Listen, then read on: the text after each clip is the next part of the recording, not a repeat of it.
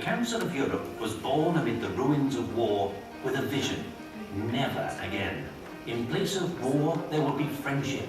In place of hatred, pride in what was shared.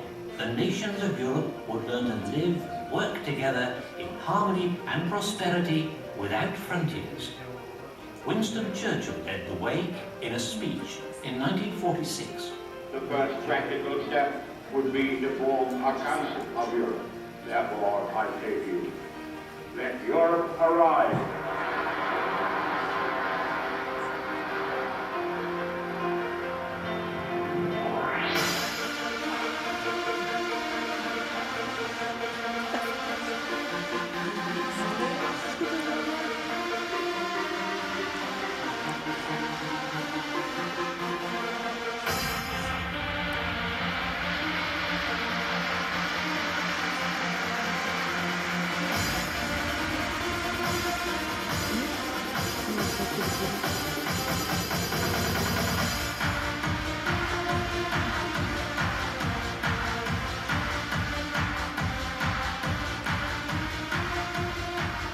This is going a bit too quickly for me.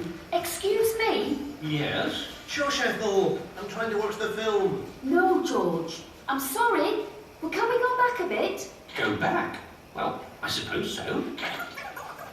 Well, I was just wondering, who started this Council of Europe?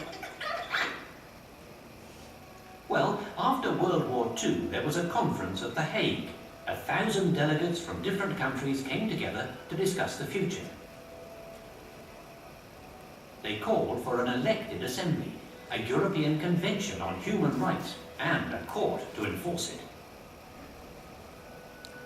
In 1949, 10 countries met in London to sign the founding treaty of the Council of Europe, and they decided to set up here. But why Strasbourg? Because it was a symbol. The French and Germans have been fighting over it for centuries. Where better to start sorting out Europe's problems? But there are a lot more members now, right? Another 37 in just over 50 years. There are now 47 members.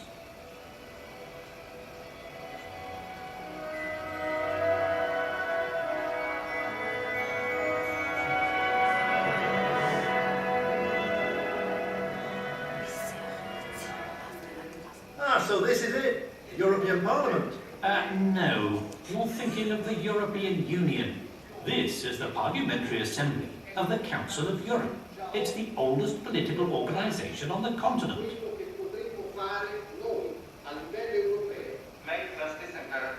Certains disent que le contrôle politique sur le judiciaire. This whole question of safeguards, the whole system of international safeguard. Seit den Attentaten des 11. September 2001. But I still don't see what the difference is. Well, some countries wanted to have closer political and economic ties, so they began to develop a common market together, which eventually became the European Union. Each of those EU members is a member of the Council of Europe too, and they have the same values but different roles.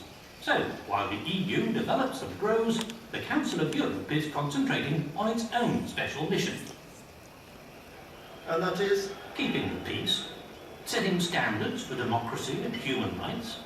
When the Berlin Wall came down in 1989, for example, we were able to help new members down the path to democracy. And as members, they committed to uphold these standards of democracy and law which have been developed over the past 50 years. Impressive? But how does it all actually work? Well, let's start with the Committee of Ministers. It's like the executive body of the Council, and it's made up of foreign ministers from each country. However, in day-to-day business, the work is done by ambassadors and their deputies, who are based permanently in Strasbourg.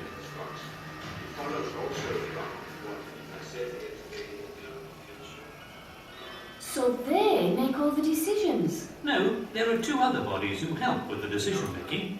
The first one is the Parliamentary Assembly, the democratic voice of the Council, which is made up of parliamentarians from the different members. The other body is the Congress, which brings together representatives from towns and cities. They both meet regularly to address all concerns at local and national level. Then there are specialised areas, such as the work of the Human Rights Commissioner, who works to ensure that all the members of the Council of Europe treat their citizens in an equal and just manner. We can just no longer accept that young people, the children, are beaten and battered. And there are close to 2,000 staff from all over Europe who keep the whole thing going. And a Secretary-General who's democratically elected to oversee everything we do.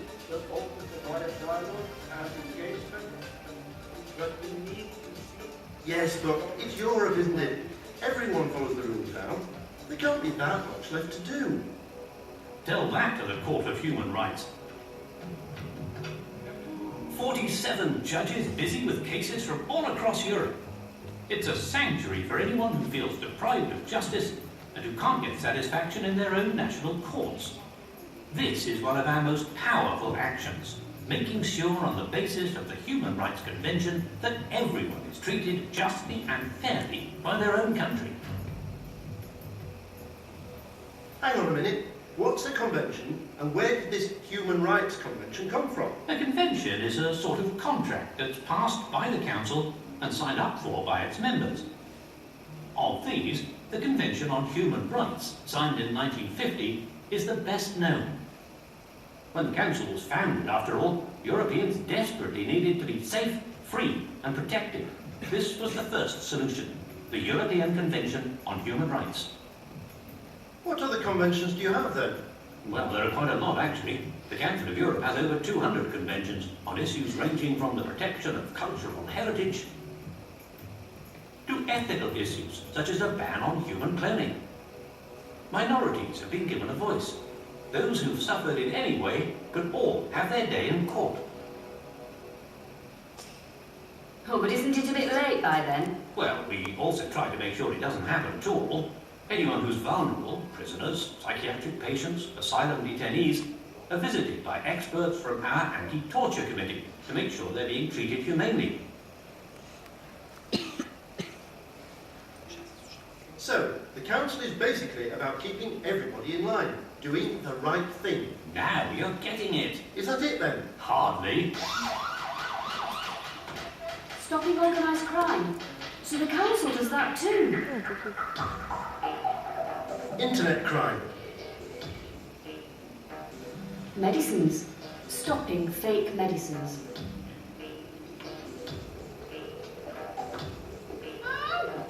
And human trafficking. The Council also does what it can to improve the lives of Europeans and helps us to become more tolerant of one another. That's what we do. We identify problems, we talk, then we act. It all sounds so serious though. Do you have, well, a lighter side? Yes, we help our citizens visit each other. The Green Card, one for all car insurance for all our members, that's ours. And then there's Interrail, which allows your kids to travel cheaply wherever they want to, all over Europe.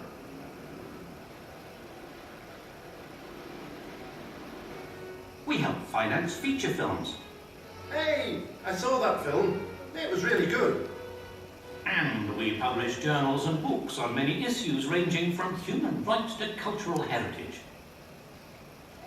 And then, of course, there's our European Youth Centre, which provides a place for young people to come together and say what they want for Europe's future. We promote unity.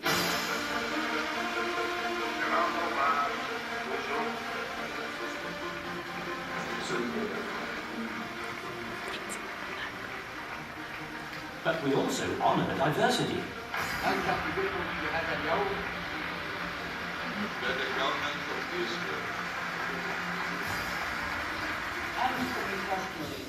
In an undivided Europe, we must be able to hang on to our different traditions and identities without being bullied by majorities of mass culture.